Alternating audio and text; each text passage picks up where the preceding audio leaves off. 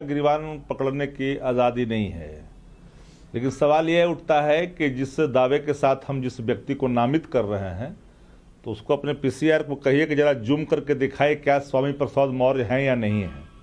आरोप प्रत्यारोप के बीच में यह सत्य है कि वह सत्य है, इसकी भी पड़ताल होनी चाहिए। क्योंकि स्वामी जी जो बात कह रहे हैं, मैं क्लियर कर दूं, शक्ति जी आप अपनी बात पूरी करिएगा सर, मैं क्लियर कर दूं। उसमें चेहरा दिखाई नहीं दे रहा है, पीछे से वो शख्स दिखाई दे रहा है, इसीलिए हमने महंत राजू दास जी, जिनका चेहरा वहां पर दिखाई दे रहा था कि महंत राजू दास जी का ही गिरबान पकड़ा गया, तो मैंने इसीलिए शुरुआत में उन्हीं से पूछा कि यह सफेद पैजामा कुर्ता में कौन शख्स है, तो उन्होंने कहा कि यह स्वामी प्रसाद मौर्य है। यह मैं क्लियर कर दूं, चलिए अपनी बात पूरी करिए। मान्यवर मान्यवर मान्यवर मान्यवर मैंने आपको कहा कि वादी प्रतिवादी दोनों एक दूसरे पे आरोप लगा रहे हैं, पर जो वीडियो का फुटेज है उसमें पुष्ट नहीं हो पा रहा है कि वो व्यक्ति स्वामी प्रसाद मौर्य है या कोई और है। इसलिए मैंने कहा किसी को इस देश के अंदर में किसी को गिरबान पकड़ने की आज़ादी कतई नहीं हो सकती है, इसे कोई स्वीकार नहीं कर सकता। लेकिन सवाल ये सामने है कि गिरबान पकड़ने वाला व्यक्ति कौन है या वहां तक पहुंचा कौन है, उसकी भी निशाख्त होनी चाहिए, पहचान हो जानी चाहिए। क्योंकि आरोप प्रत्यारोप है, हम कह रहे हैं कि वो है, वो कह रहे हैं कि वो नहीं है। तो एक सवाल सामने है, यह सत्य है कि वह सत्य है, इसकी पड़ताल होनी चाहिए। दूसरी बात यह है कि शब्दों के मामले में हम तो चाहते हैं कि शुचिता होनी चाहिए, मर्यादा भी होनी चाहिए, लेकिन अगर शुचिता को बिगाड़ेंगे, मर्यादा को बिगाड़ेंगे तो किसी के लिए ठीक नहीं है। और मैं एक बात को मानता हूं कि आज ही स्वामी जी ने कहा कि हमने जो सर कलम, अब सुनिए मेरी बात सुनिए ना, अभी स्वामी जी ने कहा कि मैंने इस बात के लिए दुखी हूं कि हमने कहा कि सर कलम करने वाली बात जो है मैं इस पर खेद प्रकट करता हूं। होनी चाहिए, ऐसी बातों पे कम से कम खेद प्रकट होनी चाहिए, लेकिन सवाल है कि बातों पे होनी चाहिए, सवाल उठा कहां से? रामचरितमानस आस्था का केंद्र है, इसे कौन नकार सकता है?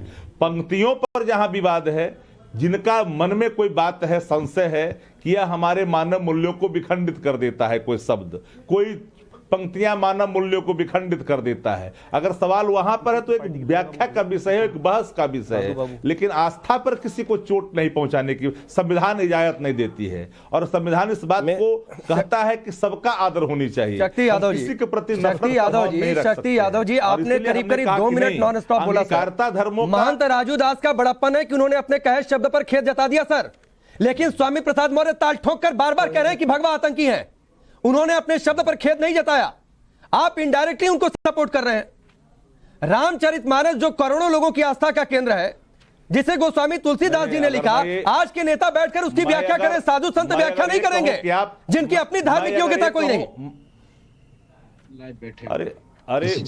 अरे आप नॉन स्टॉप पे जितना बोल रहे हैं, मैं अगर ये कहूं कि आप कहीं झुके हुए तो ठीक बात तो नहीं होगा। नहीं, वो आपके हिसाब से ना सर, क्योंकि ये सवाल आपको सूट नहीं करता है, इसलिए मैं आपको कहीं झुका हुआ नजर आऊंगा सर। मैं अगर कहूं कि आप झुके हुए तो नहीं भाई, मैं कह रहा हूं मेरा सवाल आपको ठीक नहीं लग रहा, इसलिए आपको मैं कहीं झुका हुआ नजर आऊंगा।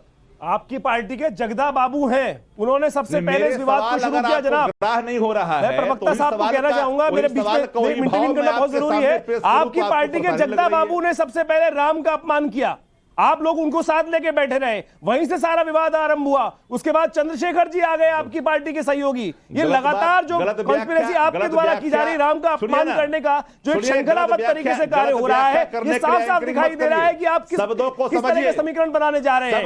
आपका समीकरण सबको पता है, कौन से चुनावी समीकरण के अंदर जा रहे हैं। अरे ये आचार्य विक्रमादित्य बोल रहे हैं, शक्ति यादव, सब कुछ शक्ति यादव, ये आचार्य विक्रमादित्य बोल रहे हैं, मैं राकेश नहीं बोल रहा हूँ, समझ नहीं पड़ेगी। ठीक है, इसलिए पहले समझ लीजिए सर, एंकर कौन है शो में और गेस्ट कौन है। मैं कभी नहीं कहा। अरे जगदा बाबू ने लगातार अपमान किया, लगातार जगदा बाबू आपके थे, वो अपमान करे जा रहे थे, एक के बाद एक। राम पर किस प्रकार से विवाद उत्पन्न किया, उसके बाद लगातार आपकी पार्टी जिसके सपोर्ट से बैठी है चंद्रशेखर जी, वहां आप उनकी पीठ थपथपा रहे हैं। ये एक समीकरण चल रहा है, एक खेल चल रहा है। अभी इस डिबेट से पहले यहाँ धर्मवीर जी मेरे साथ खड़े हैं, मैं वैसे राजनीतिक तौर पर जहां भी बोलते मेरे विरोध में बोलते हैं, लेकिन जैसे ही गेट पे मुलाकात हुई, प्रणाम किए, नमस्कार किए, हमने भी उनको साधुवाद दिया। लेकिन ये क्या तरीका है कि लगातार जहां साधु दिखाई दे उसको आतंकवादी कहते हैं? कौन सा आतंकवादी घटना करती भाई? एक मिनट आचार्य जी, आचार्य जी, एक मिनट, जो लोग गर्दन काट रहे हैं, शक्ति यादव जी गले बैठे हुए। अरे एक मिनट रुकिए, शक्ति यादव जी, मैं तो चुप था, आचार्य विक्रमादित्य जी बोल रहे हैं,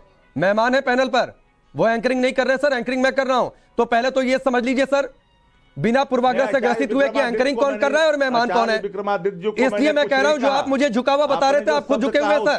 साधु संतों से कहिए आपको भी दिक्कत है, ब्राह्मणों से आपको भी दिक्कत है, क्योंकि उसी रास्ते पर आपकी पार्टी बिहार में चल रही है। झुके हुए का भाव तो आप में दिखता है। नहीं, आपके भी भाव में दिख रहा है सर। का पक्षकार हूं, सनातन आचरण किसी को मैं झुका हुआ हूं सर इस देश के करोड़ों लोगों के लिए, जो हमारे दर्शक हैं, इस देश के करोड़ों लोगों के लिए जिनकी धार्मिक भावनाएं इस तरीके से आहत हो जाती हैं जब किसी भगवाधारी को आप लोग, कोई नेता आकर आतंकी बोल दे।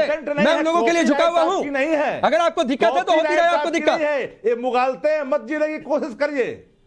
अरे नहीं, मुगालता आपको होगा। अरे आपको दिक्कत होता है जिसका करिए दिक्कत, हमको क्यों दिक्कत है? हमको जो हाँ, तो आपका राज आएगा तो आप राम को क्या सब ब्राह्मणों को गोली मार दीजिएगा? आपका राज तो यही आएगा और यही करने जा रहे हैं आप लोग। आप तो मुझे दिखाई देता है कि हिंदुओं को जीना मुश्किल कर देंगे। आप जिस प्रकार से राजनीतिक समीकरण लेके चल रहे हैं, साफ साफ दिखाई देता है कि जब आपका राज आएगा, आज तो आप गिरेबान पकड़ रहे हैं। 2 दिन पहले आप ही के सहयोगी मदनी जी ने मुनि के कदम पकड़ ली। तो आप लोगों का जब समय आएगा, अगर भगवान न करे कहीं इस देश में कोई ऐसा समीकरण बन जाए, तो आप तो गर्दन कटवा देंगे।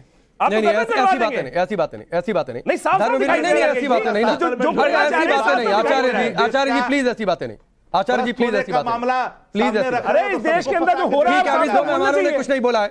शक्ति जी मैं आता हूं सर, मैं आता हूं दोबारा आपके पास। नहीं चलेगा सर, मैं आता हूं दोबारा। देश बुनियादी गरीबी से चलेगा, लाचारी बेबसी के सवाल सर, देश ऐसे भी नहीं चलेगा। आप लोग चारा खा गए, आप लोग चारा खाने वाले, गरीबों को पैसा मारने वाले लोग यहाँ गरीबी की लड़ने की बात कर रहे हैं। आप लोगों ने इस देश को कैसे लूट लूट के खाया है, कहां कहां से तबेले से पैसे निकल रहे हैं, पूरा देश जानता है। और आप कह रहे हैं यहाँ पे ईमानदारी की बात कर रहे हैं, गरीब के लिए लड़ रहे हैं। आप अपने पेट के लिए काम कर रहे हैं, अपने खानदान के लिए काम कर रहे हैं। आज देश की एक विचित्र स्थिति है कि आप लोग जिस प्रकार के समीकरण के ऊपर राजनीति करते हैं, वास्तविकता पूरे देश को मालूम है, वास्तविकता पूरे देश में मालूम है क्या किस प्रकार की राजनीति आप लोगों ने चलाई है।